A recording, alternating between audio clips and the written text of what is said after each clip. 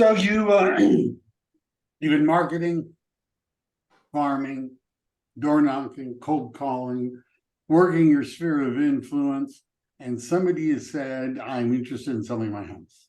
And you've gone there and you did a CMA and you talked to them and they said, cool, we're ready to go. And they've signed the listing. Now, tonight, I'm not really today going to be talking specifically about how do you fill out the listing agreement, except we'll help you do that. There are other classes I've done where I go through it line by line. That'll be next maybe. But what the question is, what do you do now? Right? How do you get the listing signed? What do you do with it once you got it signed? What do you do with the listing once you've got the listing? Because you got to sell the property. And the other thing about a listing is it's the best bait you can have to get other listings or to find buyers. So if you don't screw it up, right, and you do a good job, you're going to have the opportunity of getting maybe repeat and referral business. You also may find other buyers and sellers. It's a good thing. It's an all around a good thing. So in the there's a handout. I know there's a handout, which is called Sell Your Listings. All right. Now, first of all, it's better. Let's say I'm on the listing appointments. I've mentioned this before, but there's a couple of apps I want on my phone. One of the apps is I'm going to have Chicago Agent One, which is an app that would allow me to calculate sellers' net proceeds very easily. Before I went on the listing appointment, I would have online created that particular profile and saved it so I could find it on my phone. Another would be I would have RPR's mobile app available on my phone. I would have already logged into that particular property and saved it so that I could easily pull it up. It has comp information and things like that. The third app I'm going to want on my phone, did I say two? The third app I'm going to want on my phone is Zip Forms Mobile. And so again, before I went to the listing appointment, I would have created a transaction for a listing in Zip Forms Mobile, and I would have filled out everything that could be filled out. Everything. So that when I'm there and they're like, that sounds good, that price, this commission, let's do it. I can put that information and send it easily to the seller for electronic signatures right then and there. If there's question, how much can we charge if we? So anyhow, I'll get the questions a little bit later, unless it's really important that I answer your question right while I'm talking. In which case, shout out your question, because I don't know about reading the chat. All right, now if you're on my team or work with Ra, who's my director of administration, but also a transaction coordinator, and you have a listing, she's going to give you this form and you're going to fill it out.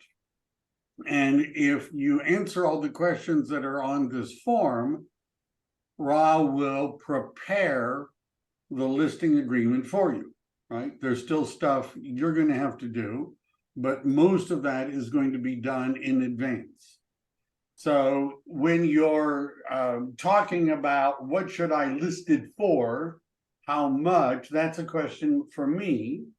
If you're saying, well, what are the forms we need, that's a question for Ron. Now, she'll help with this process. There's a transaction coordination fee of $400 on a listing. Hello? I heard that somebody, do I need to mute everyone? I'm going to mute everybody just in case.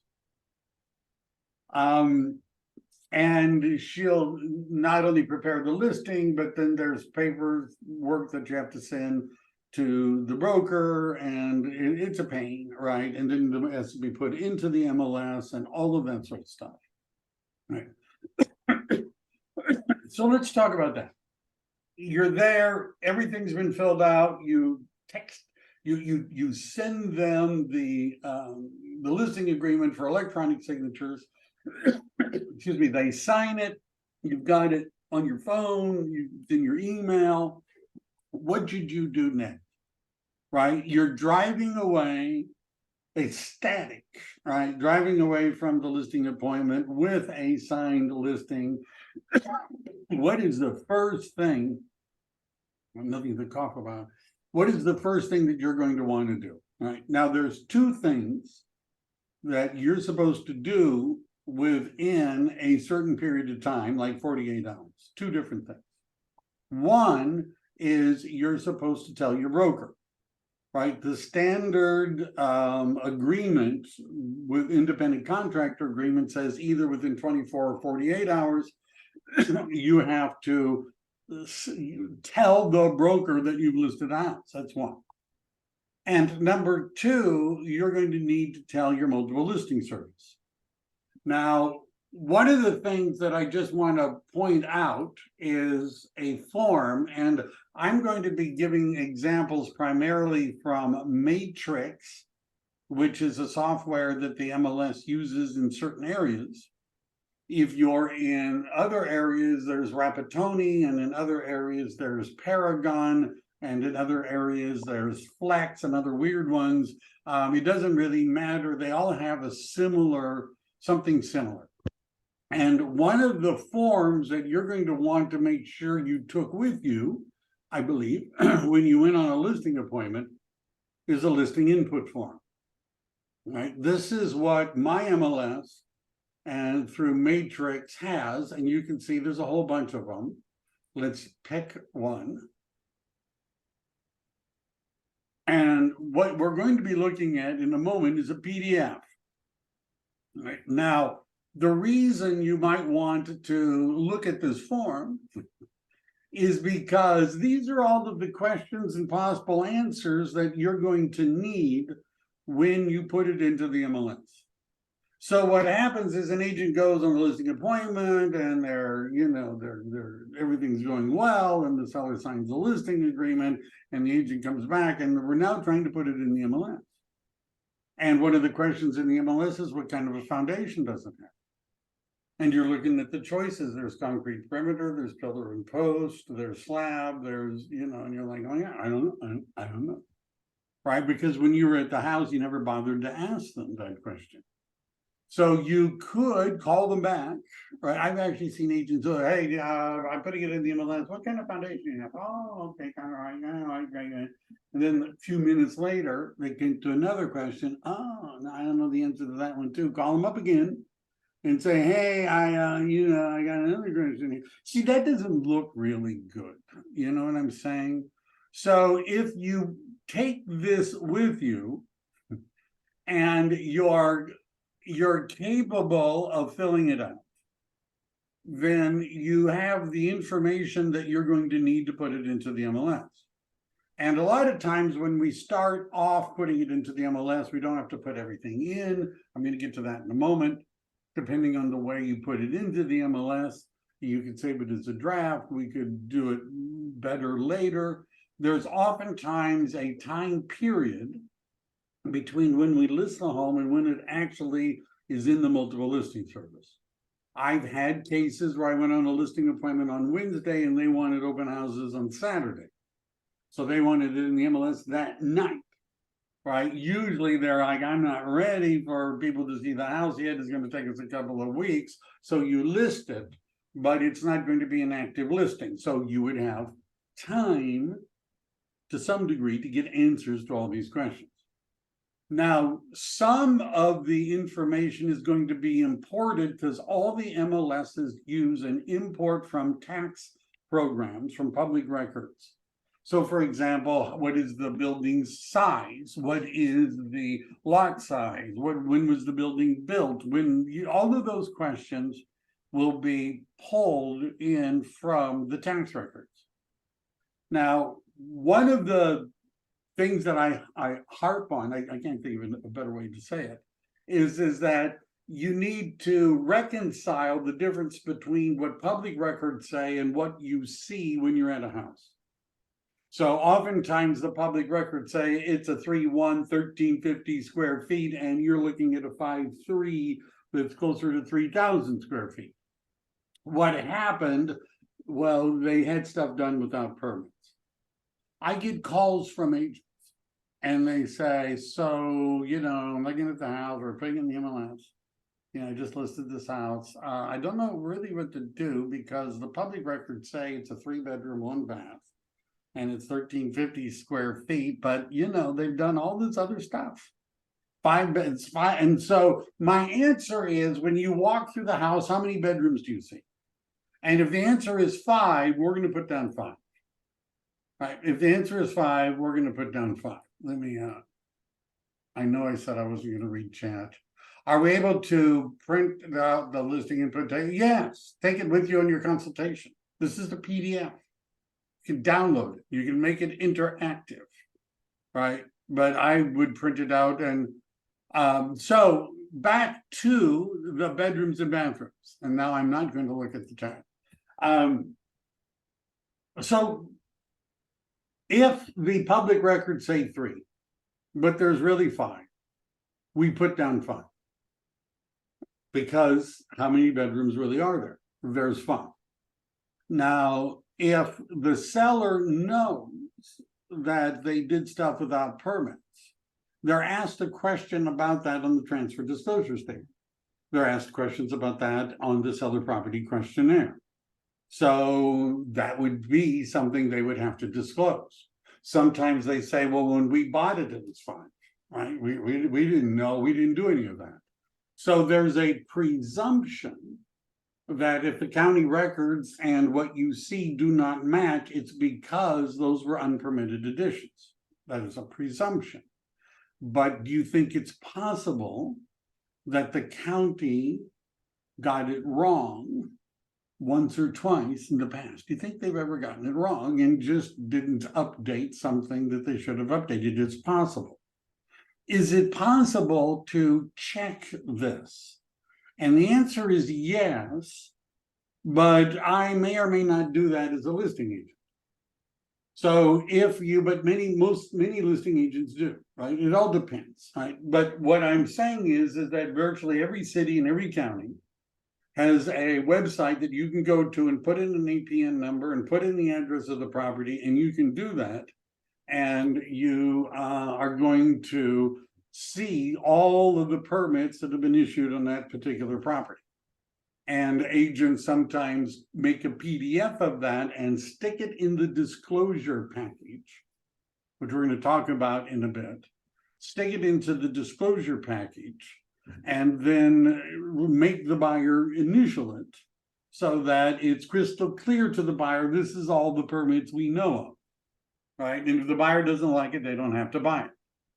Now, the follow-up question, so you understand, it's not doing our client any service if they have a 5-bedroom and we're saying it's only 3, right? You understand, the people looking for 5 bedrooms are not going to look at it because it says 3.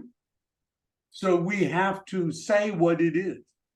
The follow-up question is, well, what about the appraisal? What's the appraiser going to do? And my answer is, when the appraiser walks through the property, how many bedrooms will the appraiser count? And the answer is, well, 5. How many bathrooms? 3. That's how they're going to appraise it. Now, is it possible or likely that the appraiser is going to make a comment that this differs from the public records and that some of these improvements may be done without the benefit of permits? Yes. But it's still going to appraise as a 5-3, little unpermitted, rather than a 3-1. That's not how they're going to appraise it. It's not how you're going to put it in the MLS. You're going to put it in based upon what it looks like. Now, what about the square footage? Well, it said 1,350 in the public records, but the guy is telling me it's 28 at least. Well, we have an option when we're putting in building square footage to identify where we got that information from. Now, the 3 choices are the public records. That's the safest, right? That's the safest. The owner, that's also okay. But the third one is from the agent. You don't want to be picking this one, because what that implies is that you went and measured the property yourself. And I'm telling you, don't measure the property yourself. Don't do that. and use that number for the MLS. Don't do it, right? Because square footage is not as concrete, is that the right word? Not as set of a thing as you might think. So for example, let me just, you guys are, a talkative group. A building square footage, is it the inside or the outside of the building? Building square footage. When it says a building is 1350 square feet, are they measuring that from the outside of the building, or are they measuring it on inside of the building? What is it? Does anyone know? This was Outside. an opportunity for interaction, if you were wondering. All right, somebody's chatting at least. Inside is one choice. Outside is what I think. And the answer is outside. They measure the outside of the building. Do they include the garage or not? No, they don't. So, but which part of the what do they do? Subtract the size of the garage? Are they estimating the inside or the outside of the garage? Are they just imagining there is no garage and using an inside wall when they get to that spot? What you're going to find is that three appraisers measuring the same property can come up with three different estimates. Right.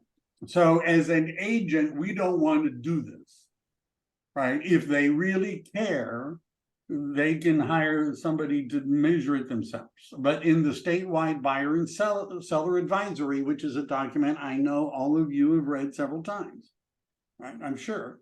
Right, there's a paragraph explaining that square footage is, kind of not always the same depending on who looks at it. In other words, I'm not talking about usually wide variations, but we're talking about variations. All right. So that's not it. Where was I? Put this down. All right.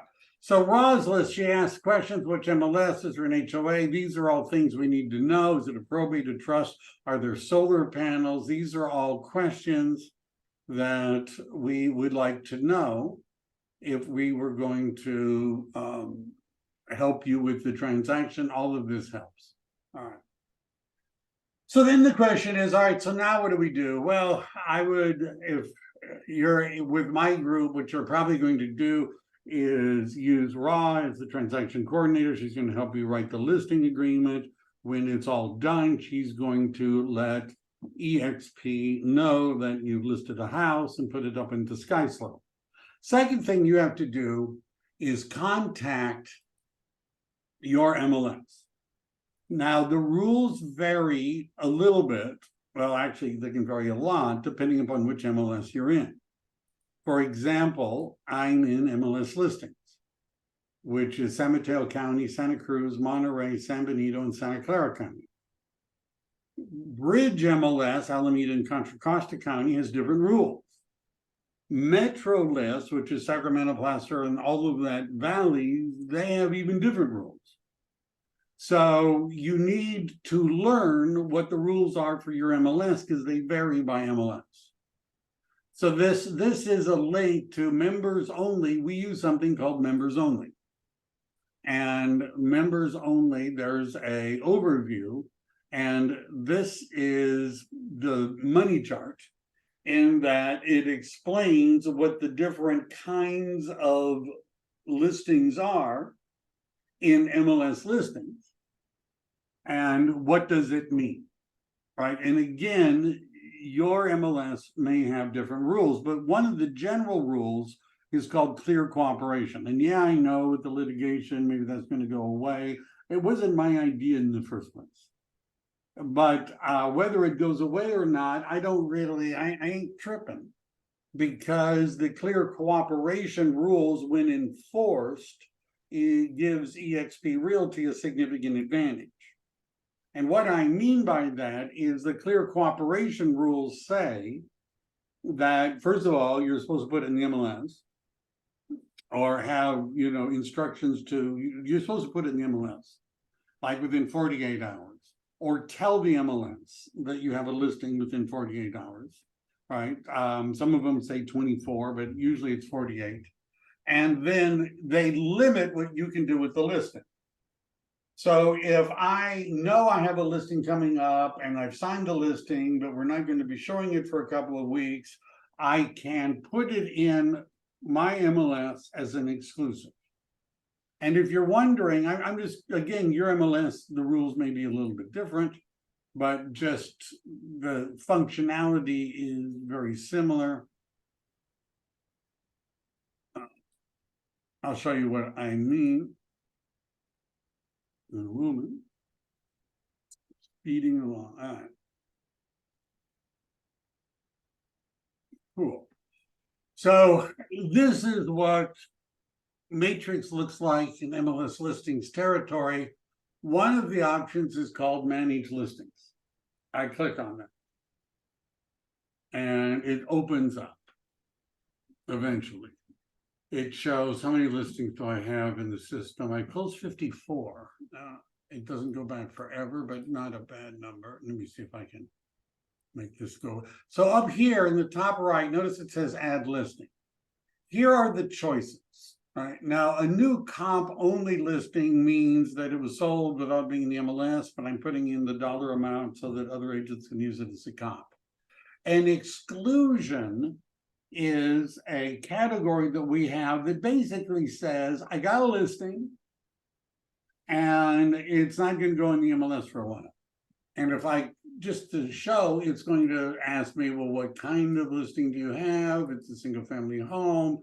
And it's going to ask me some basic questions about it. It wants to know. This isn't a lot of information, right? If you can see that all they really want to know is who am I, and when I excluded it, that would be the day, when does the listing expire? Here's information about the property. I confirm I have the seller's request in writing not to market the property on the MLS. I have signed a copy of this authorization form. All right, now that link doesn't work. The different MLSs will accept the California Association of Realtors form called SELM, which is the seller exclusion listing, whatever. I'm not entirely sure. Right, but if it's just an exclusion, then all we have to do is pretty much tell it the address and when we listed it, and we're not putting in the MLS. Members only is moving it a little bit further, right? An exclusion is basically invisible. It does. Other agents don't know that I have it.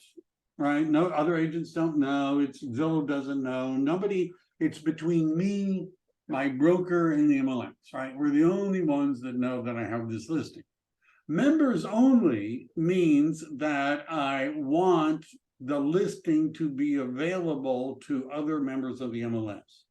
Now, in the article that I referenced, which was someplace, this is referred to as the replacement of coming soon, right? So in MLS listings world, there is no coming soon, right? Alameda, Contra Costa County, Sacramento, there's a coming soon. But here we either have members only show or members only do not show. Right now, you can kind of guess what the difference is between the two of them. One of them you can show and one of them you cannot show. Right now, this is supposed to be kind of sort of secret. And we're not supposed to be marketing this to the general public. Here comes the ringer, however. We can market it to other agents in our brokerage. So exclusive listings, right? Listings that are not going to go into the MLS, or listings that are coming soon or not even coming soon, but exclusion. Those can still be marketed within your brokerage, but can't be marketed to the general public. That includes sending email blasts about it, putting forth, it varies, right? In some areas you can put a for sale sign, but it's to say coming soon, but it varies. So that would be off market, right? Off market is a euphemism for we didn't put it in the MLS. Now, the reason why at eXp this is something of an advantage is we're one broker. like one huge broker. So all of our agents can look at all of our listings and the other way around. So members only. Now, one of the advantages, by the way, of the members only is that if I set up a buyer, we're shifting a little bit. I set up a buyer in my MLS search. It includes member only listings. I mean, I have to say I wanted to include member only listings, but it will. Member only listings are not on Zillow, Redfin, or Realtor.com. Not there. So what that means, I can tell my buyers that I'm going to be showing you properties that have not yet come on the market. You won't find them on Zillow. Yeah. Does that sound attractive to a buyer? That you've got that? That's called members only. And then you have a regular active listing. If you're going to list a house, you're going to want to study, right, what the different rules are for your MLS. And as I'm saying, they vary. Alameda County, different than Santa Clara County. Different.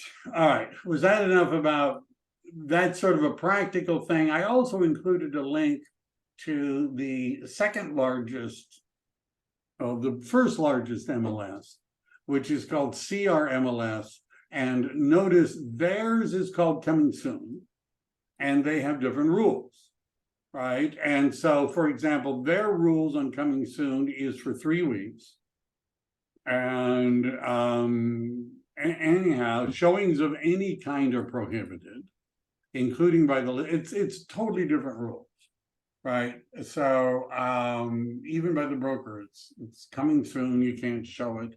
But I think they would let you put up a sign. It varies. You should find out from your area. All right.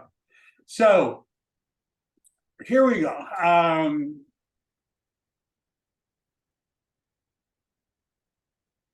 Leads lead to appointments. Appointments lead to agreements. Agreements to contracts. Contracts to close. So where we are now is we're in between agreements, right? In that sense, we're talking about a listing agreement to when a buyer makes an offer. Now, marketing and servicing your listings. One of the things that I'm going to just say is that, and I'm pretty sure I probably have this later, but I want to make sure, I just want to make sure I say it. When I list a property and when I, this is still related to the MLS a little bit and transaction coordination. What we want to do is 2 things at least. One is to get together a disclosure package. So we've opened escrow, we get a preliminary title report. If it's not an exempt property, we want the seller to fill out the transfer disclosure statements, the seller property questionnaire, fire hardening and defensible space. Maybe they need to do the earthquake if it was built before 1960. Maybe they have to do lead paint if it was built before 1978, right? There's all that other stuff, market conditions advisory, statewide buyer and seller advisory, et cetera, et cetera. We want to get it all filled out, including the listing agent's visual inspection disclosure, which is another class. I have another class on how to fill that out. And we want to get everything. It is way better if the seller gets a property inspection, a termite inspection, and before putting it on the market. And I know I've been told that you guys do that in Silicon Valley, but down in San Diego, we don't do that. We don't do that in Orange County. We don't do that. I've been told all that. And all I see are usually problems when that's not done. So the problem is, to recap, the 3 main contingencies. Let me just make it clear. In addition to selling the house, we want the sale to stick. Of all the things that sellers and listing agents do not like, what we do not like the most is when escrow fails to close. And if we accept an offer and we're in contract, we want that to close. And there's 2 reasons why the escrow won't close. One is because the buyer's financing isn't there, fell through. Right, we can call the loan agent and quiz them and, investigate. Number two is arguing about repairs. Right, that's probably the most common reason. So I've seen cases where the agent said, well, we're not going to, the seller doesn't want to pay for an inspection. Because when they bought it, they had to buy their own inspections, and they think it's only fair that the buyer that buys their house have to pay for their expenses. All right, great, don't do it. Right, and so we don't have a property inspection, we don't have a termite inspection, the buyer makes an offer, the buyer waives the loan contingency, right? There's three contingencies, three big ones. One is loan, buyer waives it. Two is appraisal, buyer waives it. Number three is the inspection or investigation of contingency, buyer doesn't waive that. How can they? There's no termite, no property inspection, there's nothing. Property doesn't appraise, it's off by $70,000. Buyer comes back and says, we're not buying that. Why not? Well, the HOA documents say we can only have 2 pets, and we've decided to get a third pet, and it's real important to us, so we're canceling the contract, give us back our money. Listing agent says, well, what can we do to get this going, and the answer was lower the price, $50,000. Lower the price.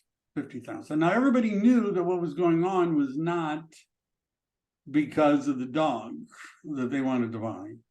It was because it didn't appraise. So if the buyer is left with the inspection contingency, and I say this a lot on my videos, this is the precise wording of the California Residential Purchase Agreement as it relates to the buyer's investigation contingency. Here it is. Buyer's acceptance of the condition of the property and any other matter affecting the property is a contingency of this agreement. Do you understand? That is a get out of escrow free clause. Get out of escrow free. Right? All they have to do is say, well, we checked the crime reports and there was a bicycle theft. Right, in the neighborhood, and we have, bicycles, and so we decided not to buy the house. We drove by the property late at night, and there was, rough-looking people in the street, and it was noisy, so we decided not to buy it. You're saying anything, you can get out. Now, if we don't want the buyer to have this, I can get out of escrow for almost any reason, contingency, we have to give them the inspections up front.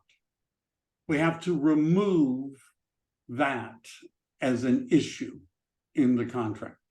And that means a termite inspection and a property inspection. And by the way, if the property inspector says, ooh, look at this crack in the foundation, this could be serious, you ought to have a contractor look at the crack and tell you, get a contractor out there and give you a bid. Issue something that says, is this a critical thing? Is it not critical? Is it, I don't, get the next step. What would it cost to fix it? Right? The property inspector says, oh, there's plumbing leaks, and get an estimate to fix it. You understand? If we do all that ourselves, then we can remove that contingency. We have a shot at removing that contingency. If we don't do that, then hardly anyone would ever buy it without having this contingency.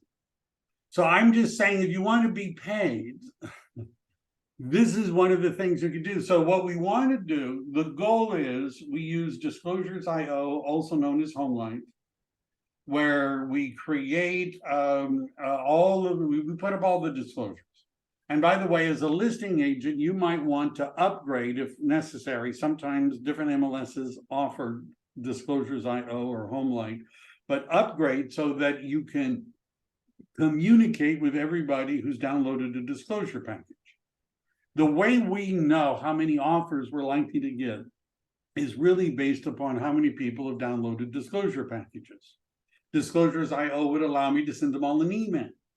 If I update something in the disclosures, everybody who's downloaded it gets an email. You understand how this removes a lot of heavy lifting. And then we put that disclosure link in the private remarks, and oftentimes MLSs have a place where you can put in the disclosure link. We put it in there, the goal with instructions on how we want the offer. And then the goal is to get people to download all those, read the disclosures, and make an offer subject to what we told them is about the property. In other words, without another contingency. I don't know if you want to. So these are in the steps, right? We've listed the house. Is there anything that needs to be fixed? Well, we may not know. Property inspector, termite inspector, we get the inspections. If they say, if it includes a roof, get a fine. If not, get a roof inspection. You've got a swimming pool, get a pool inspection. Right? The goal is all of them. Right? Now, this will cost the seller some money. Many of the inspectors will bill escrow. Do you remember the story about the seller that had to lower their price 50 grand? Because they didn't have inspections. Right? So they didn't save any money by not getting the inspections. And it's easier for the buyer to extort concessions out of the seller in the middle of escrow when the seller's alternative is to start all over again, open houses and putting it back on the market, right? That's easier for that buyer to do in the middle of escrow than when there's offers being made. Right? That will helpfully remove it. Is everybody clear on that? Disclosures IL, HomeLight, the other programs don't work as well. SkySlope has one for disclosures in all the years, and it's been a lot of years. One time I've seen the listing agent actually use the SkySlope disclosures. It's not as good as HomeLight, unfortunately. It's just not. The second thing, right, that I would make sure we set up is Calendly, and in your area, your MLS might provide alternatives, but Calendly is a program that allows people to book appointments. Those of you that are on my team have used, hopefully, my Calendly link to book appointments with me. So what you would do is you would look at a calendar. If it's vacant, it makes it a little bit easier. If it's owner occupied, you would want to be discussing with the owner when is the property available for showing, right? And by the way, we would prefer that we have a lockbox on the property, and that during certain periods of time, agents can just go show it. If it says call the listing agent to make an appointment, does that reduce the number of showings, you think? You think that reduces the number? If I'm showing property and I'm looking and there's like 12 properties that I could show my buyers, the ones that say they can go direct, we're definitely seeing all those. Call first, then use your lockbox. Okay, that's not too bad. We just have to call and say, hi, my name is Mike, I'm the agent, thinking about showing your property today at 3 o'clock on this end. If that's okay, you don't have to do anything, but if there's a problem, let me know. Call first, then you go. The ones that say make an appointment, call the listing agent, email the listing agent, negotiate a time to see the property with the listing agent. You understand this is way down on my list, and some of those I would never show because I can never get a hold of the listing agent, never could set up anything. So a way for a listing agent, right, because we're talking about that perspective, to solve that is to create a calendar where all of the time periods that the seller, it's available for showing, you blocked out. And you make it for like 45 minutes or something like that. That way you don't have to, even if it's vacant, I do this, because I don't want 2 or 3 agents all showing up at the same time. Fist fights and things like, you don't want that. All right, so we would say, all right, between 9 and 9 every Monday through Friday, you can show the property, 45-minute increment, Calendly, and then we put that calendar link into the MLS. And we say, here's the link for showing the property. Right? I've had 15 listings at one time. You can't be doing all this. You need to have systems and automated systems, or you're running around, and it's just, you don't want, I don't want agents calling me and having me figuring out when they could show the property. Work that out with the seller. Create an available calendar. put the link on the MLS, let people sign up. Just let people sign up. Staging. So by staging, it's more than just hiring a stager and that sort of thing. It's about getting the property ready for sale. That might involve decluttering the property. It might involve painting the property, washing the windows. It might involve the landscaping, right? You understand, if people don't like the pictures they see on the internet, they're not going to look at the property. Right? In order for somebody to see a house, they first have to want the neighborhood, right? If they don't even want to live in that neighborhood, they're not going to look at the house. When they're okay with the neighborhood, they have to really like the street that the seller lives on. I've gone with buyers where we're going down the street and the buyer says, you know, is the house on the street? I go, yeah, it's right on there. And he says, we don't need to see it. Right? Nah, not on this street. Right. So then once they get to the house, right, if they don't, we can't do anything, by the way, if they don't like the neighborhood, and we can't do anything if they don't like the street, right? There's nothing we can do. How about that? There's nothing that we can do about that. But now they're parked in front of the house, right? Or they're looking at the front photo on Zillow. If they don't like what they see, they're not going inside. Right. This is true in practical sense, parked in front of the house versus looking at it online. If they don't like the pictures, they're not going to want to go see the property. So as an agent, I would hire a professional photographer. I'm not particularly good at photography, but if you're really good, I guess you could do it. But my recommendation is hire a professional photographer. I have agents sometimes say to me, I don't know why my listing isn't, you know, selling. And I look at the photos and I'm like, I have an idea, right? Because the pictures don't really sell the house, right? And so getting the house cleaned, landscaping all cleaned up, windows washed, painted if needed, decluttered, staged, all of that, getting all of that done, then getting professional photographs and perhaps even a 3D or at least a virtual tour or a 3D tour. Doing all of that. Studies show that buyers on Zillow and Realtor.com are more likely to look at listings that have virtual tours, particularly those that have 3D tours, because they're cool and you can zoom around and go into each one of them.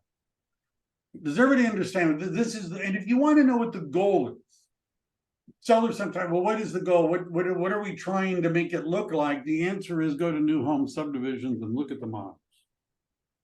The new home developers have spent a lot of money analyzing what gets people to buy houses and pay more. This is sort of, you know, a thing for them.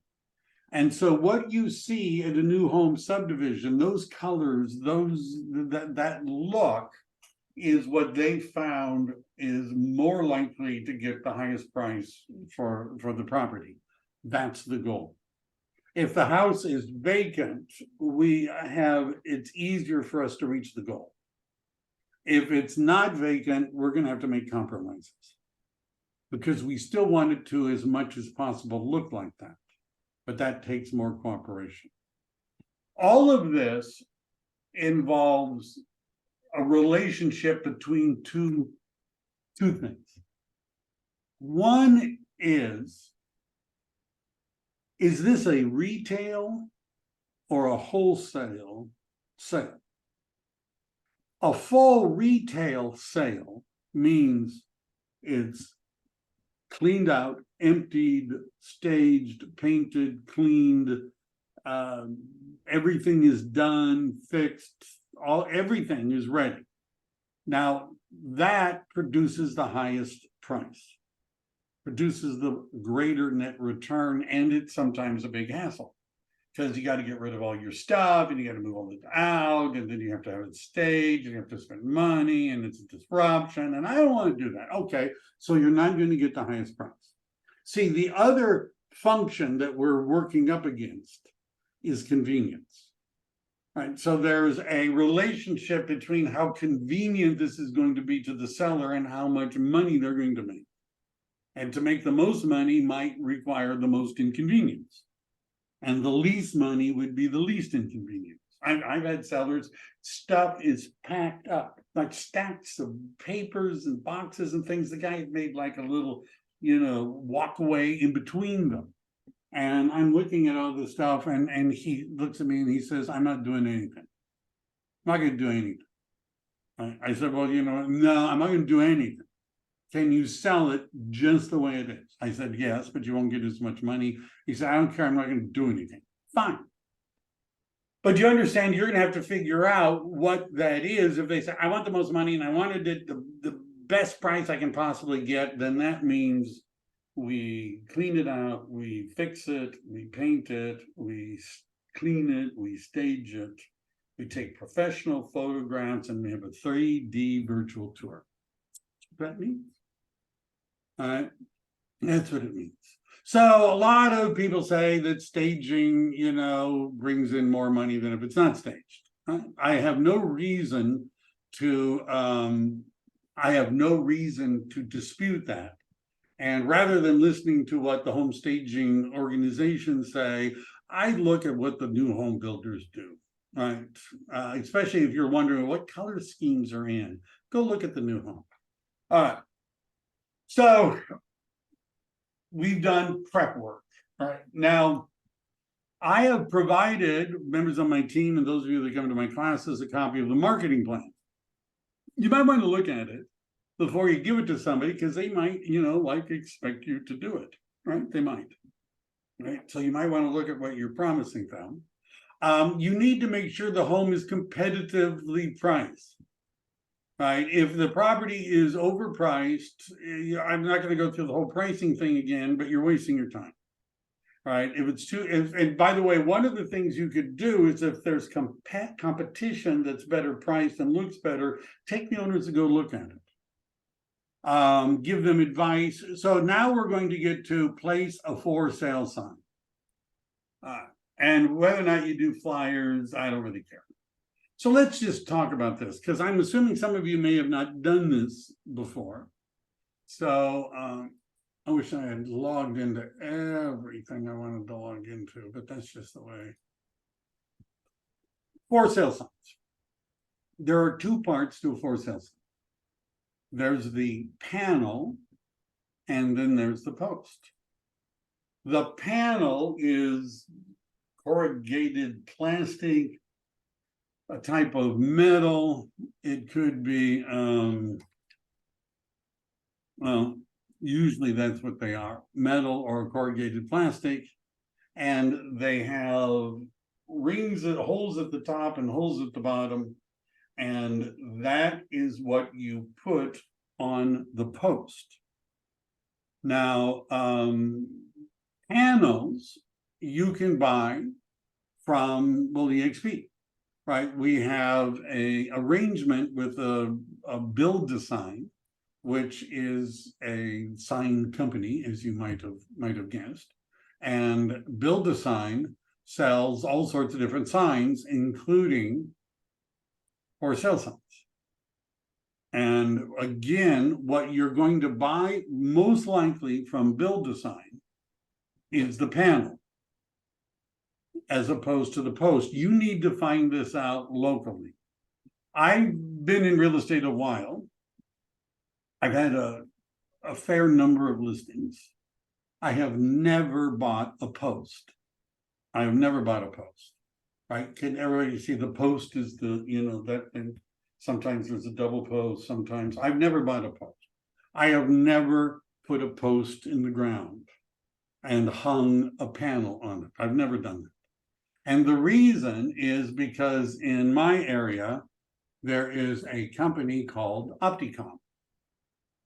And Opticom, for a fee, will go out to the listing and they will put up a post and a panel. By the way, my listings, Opticom made my panel. I just told them the different elements and they made it. They made me, they'll make any number you want.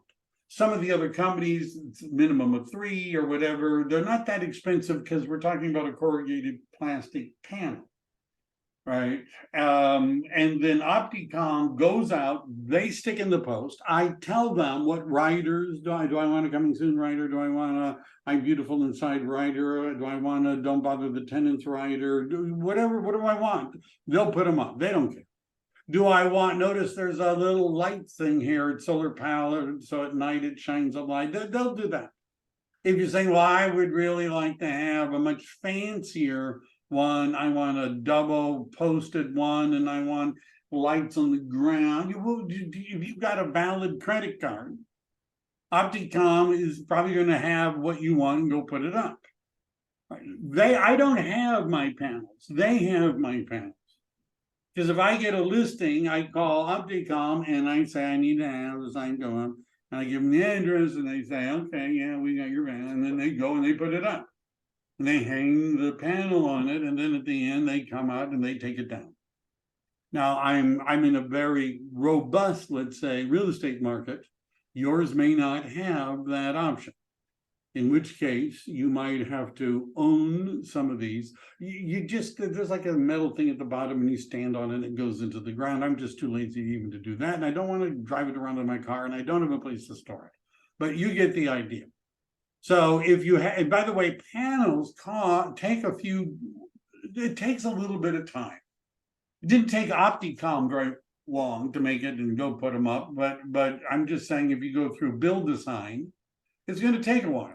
Right, to get a bunch of panels, and it could take a while. Right, so takeaways.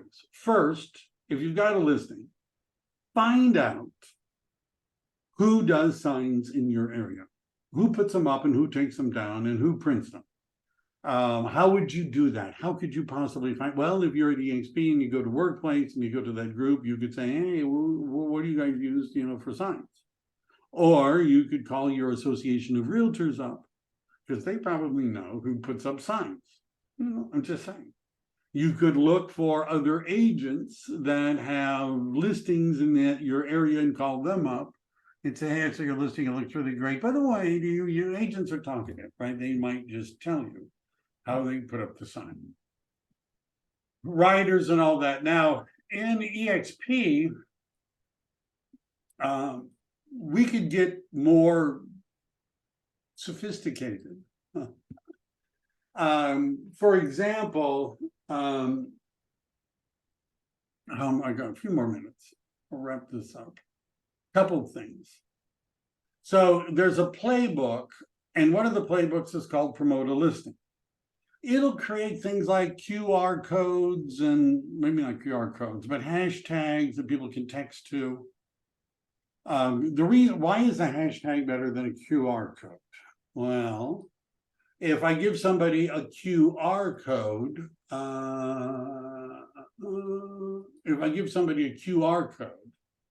then they may or may not, I don't get their phone number, right?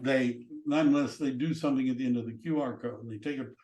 But if I give them a text code, for example, then they're going to have to text me, which means I'm going to have their phone number. Does everybody see that? So you can see that in KV Core by just going into listing playbook, promote my listing and clicking on it, it's going to generate a text code for that property. Right? And what would it send them at the end of the text code? Well, let's say you had a virtual tour or something like that, but it's going to be, usually there's a single property website, which is created through KV Core, and that's what they're going to get. Right, so there's a single property website for this listing. All listings, we have websites, that's what they would get. And the advantage of the text code is that you get their phone number. And you can see in this example, text, right, to for instant information, right? Now, what that does is it diminishes the reason that we would put in a brochure box. If we do, I'm not going to maybe tell them everything, but I'm going to ask them to text me for more information, because the goal is to sell something, which would require we connect with somebody, which would require we have to know who they are and how to contact them. So if we have a brochure box and they take it out and they, oh, no, then we're not communicating with them. Right, my last few listings, I haven't put up a brochure box, but I had a rider that said text, right? And if you're wondering how would you do that, have a rider that would say text, well, you could get a rider and put something. I'll tell you what I use. Avery, which is a company that makes labels, right? They make mailing labels and shipping labels. They make bumper sticker labels, which go through either an inkjet or a laser printer. The back, they're 8.5 inches wide. The back, it peels off so that it sticks on the back. It's slightly weatherproof because it's supposed to be a bumper sticker on a car, and you can stick it over a rider. Now, the stickiness is sufficient that it sometimes will take it off the rider. So I have a bunch of old riders, I don't care, but I would make a bumper sticker, have text and put that on the rider and stick the rider on the side. Many ways of doing it. You could have a brochure box and put in brochures that have it, but you get the idea. Because if you do this, you're going to start getting leads. Right, that's the advantage. There's also a section on social media. You can pay them and they'll create a social media marketing campaign for you. You can, I don't use their sellers report, but smart campaigns are for follow-up. But I usually just go through these first ones, the digital promotion. Just follow those steps. Right, follow those steps. The other thing that I want to make sure you're familiar with, and the transaction coordination, which would include helping you get all that stuff together, all those disclosures, setting up those accounts, putting it in the MLS. I believe you can get help even with this. And what this is that if you go to the marketing center, you can find, first of all, a package of information if you want it, for postcards, flyers, and things like that, which is an active listing. And if you clicked on that, you can see some different segments. See, sign writers, you can have a design for all of these different things. They all kind of look like each other. And the reason we're doing, how we present, how am I doing this? You get the idea, right? You can make all this stuff, and we have sample postcards and sample flyers and single property websites. We're going to do it. One last thing, open houses. You ought to have them. So I've gone on listing appointments where the owner says, we don't want to have an open house no matter what, he sold our house before and there was an open house, and all the agent was doing is trying to get other business, and I had friends that came by and said he wasn't even trying to show our house, we just, I'm not going to have an open house. I would just say, fine, you don't have to have an open house. Absolutely not. Don't worry about it, right?